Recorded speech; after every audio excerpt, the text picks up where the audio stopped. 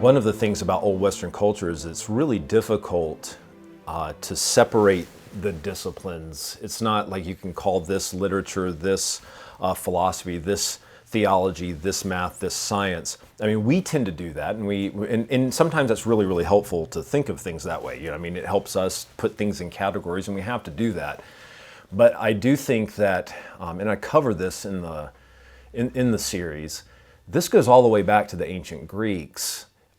Though I talk about science, I start with philosophy, which actually really was science, and yet it was math, and yet it was theology. It was all in one.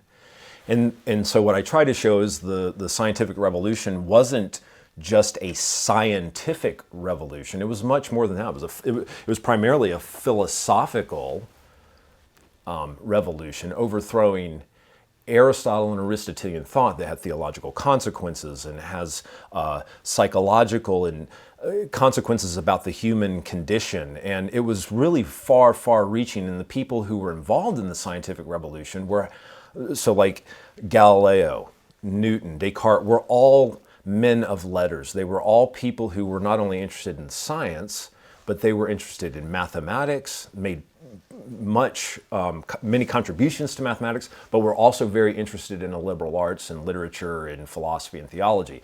So there really isn't a separation, and so that's what I really want to point out in this series, is that science is philosophy, science is literature, it is psychology, it's all of that, and it speaks to the human condition. It's a very personality-driven story, and it should hit our hearts and not just our minds.